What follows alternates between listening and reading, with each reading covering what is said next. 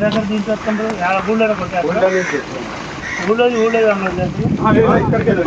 మీరు ఆటో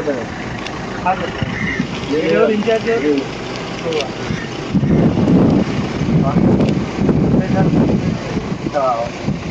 ప్రాణ ఇదంతా లేవు మంత్రి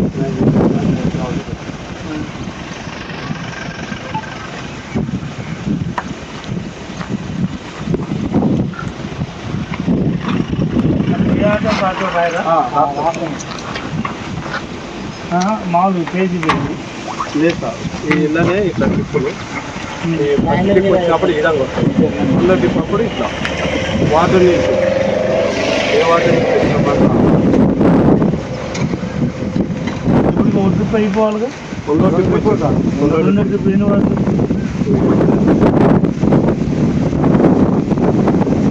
ఏది వాటర్ నెంబర్ ఈ వాటర్ 31 ఏం వాటర్ ఏం బండి నెంబర్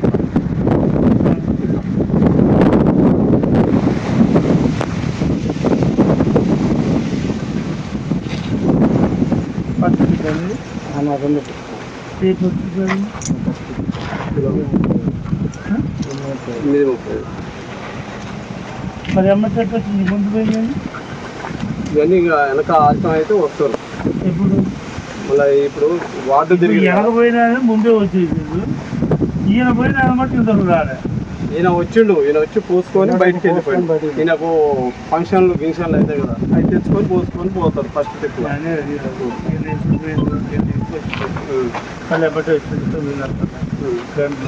వీళ్ళు పొద్దున పోయినాడు ఇంటర్ రాలేదా ఈయన వచ్చింది సార్ ఈయన పోయిరా ఈయన దగ్గరపట్ల ఉంది కదా మాత్రం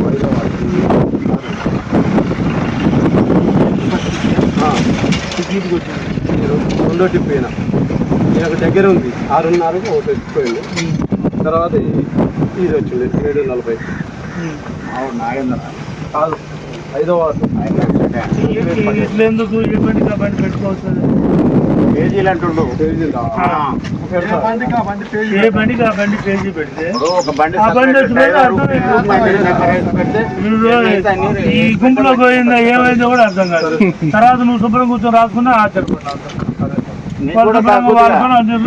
నీకు కూడా బటన్ తగ్గుద్దిగా ఏ బండి పేజీ ఆ బండి పేజీ పెట్టి ఎవరన్నా రాని వాళ్ళు ఉన్నా అది బదనం నువ్వు కాకుండా క్లియర్ ఉంటదిగా ఎప్పుడు ఇడ్లీ మేడం అదే చెయ్యి ఏ బండి పెట్టు పేజీ పెట్టుగా ఇంకొక ఆయన సాయంత్రం ఆయన సోదాడు ఆయన వస్తాడు ఆయన రాట్లేడు ఇక 2 పూటలు నేనే చేస్తాను హలో 12 దాకా ఇక్కడ 11:30 దాకా ఉంటున్నాం హలో మళ్ళా 2 గంటలకు వస్తున్నాం మాకు వేసిన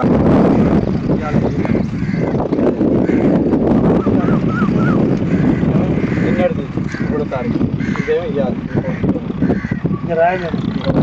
వస్తేనే రాదు ఎక్కడ రాదు ఎన్ని ఒకటి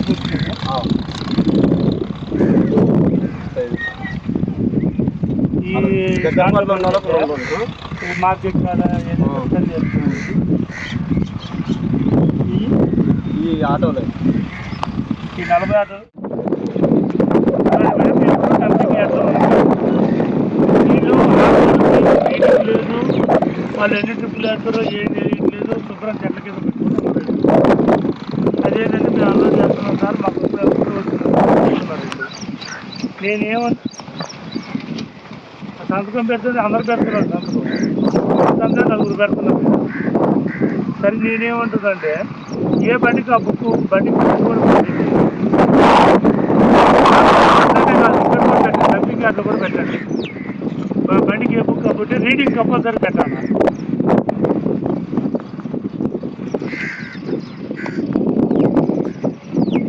రీడింగ్ లేకపోతే ఉద్యోగం పోతుందని చెప్పేసి రీడింగ్ లేదనుకో ఉద్యోగం పోతుంది కొత్త వాళ్ళని పెట్టుకో ఉద్యోగాల కోసం కొంతమంది ఎడబోయి తీరుతుండేవారంటే మీరు చెప్పండి స్ట్రిక్ట్ ఆర్డర్స్ ఇప్పుడు మనం అలవాటు చేసేదాన్ని బట్టి ఉంటుంది ఏదైనా మనం అలవాటు చేసేదాన్ని బట్టి ఎవరైనా మన అమ్మడి తిరుగుతుంది మనం ఒక రూట్లో అర్థం చేసుకుని అలవాటు చేసాం అదే రూట్లో ఉంటారు అందరూ చిన్నది అలవాటు చేయ అందరికీ ఈ నెలలో ఇప్పుడు మేము డంపింగ్ యార్డ్లోనే ఉన్నాం అందరం మీరు ఇంతవరకు అసలు డంపింగ్ యార్డ్కే రాలేదంటగా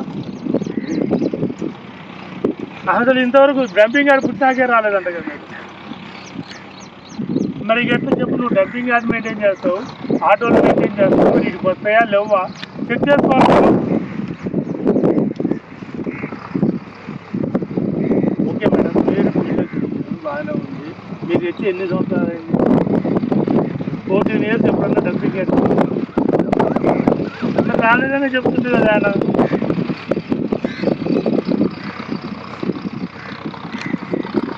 సరే, కొద్దిగా మీరు సిస్టమ్ అయితే ఫాలో అవ్వండి, సిస్టమ్ మార్చండి కొద్దిగా, ఇబ్బంది లేకుండా చూడండి, ఎవరికి ఇబ్బంది లేకుండా జనాలకి ఆ మున్సిపాలిటీలో చేత డైరెక్ట్గా ఇక్కడ డంపింగ్ కూర్చుంటుంది. ఆడ పడితే ఆడ పడేయకుండా మీరు రీడింగ్ మటుకు కంపల్సరీ మెయింటైన్ చేయండి. రీడింగ్ మెయింటైన్ చేయకపోతే దానికి ఆల్టర్నేటివ్ ఏం చేయాలని ఆలోచించండి.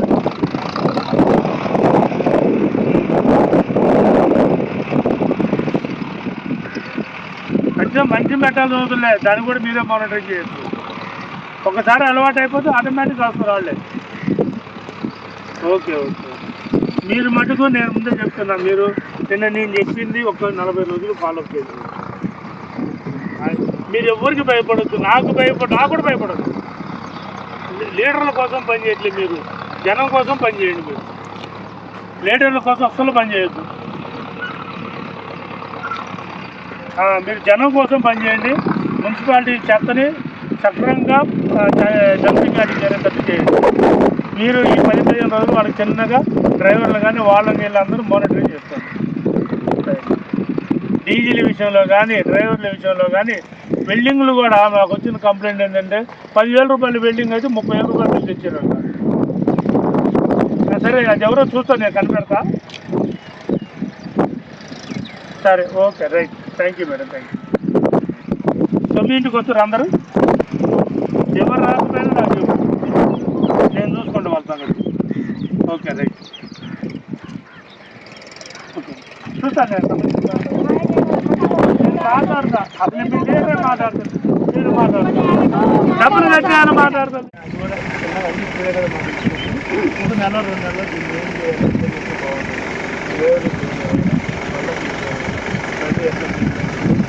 చూసి దానికి ఏదైనా అనుకూలం ఆ శాతం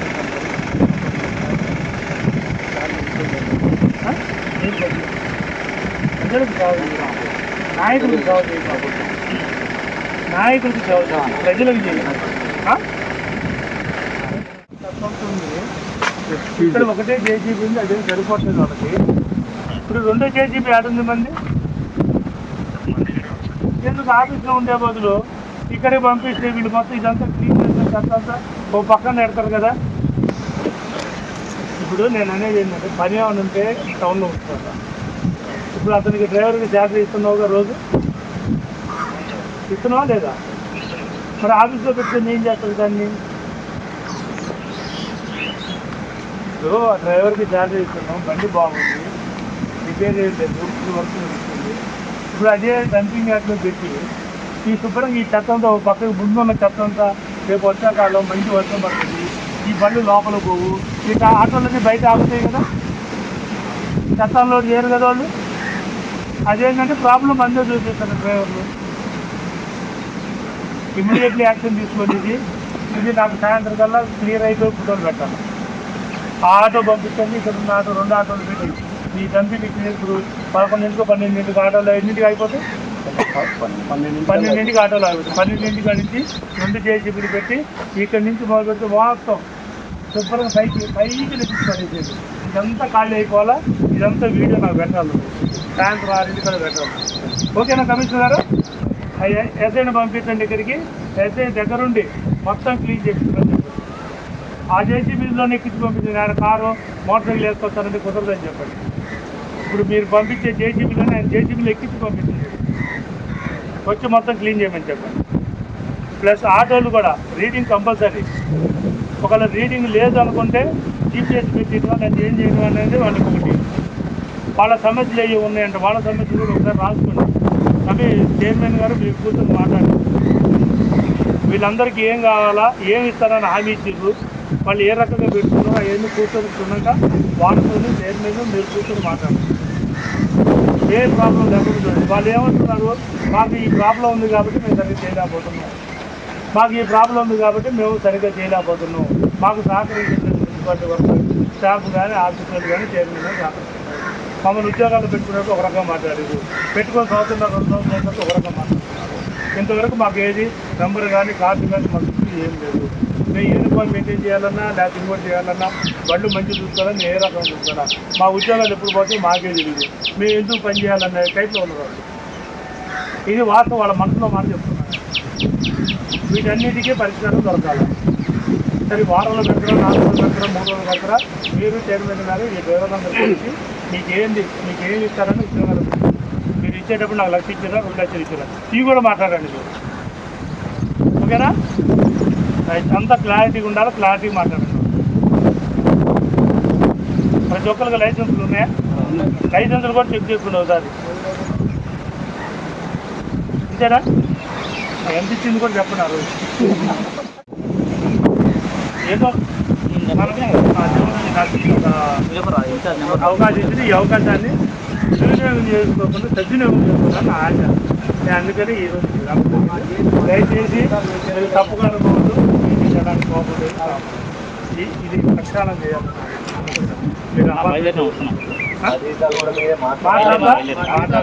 వీళ్ళందరూ నా చేతనైంది ప్రయత్నం, నేనైతే హామీలే చేయనివ్వను కానీ నా చేతనైంది చేస్తాను.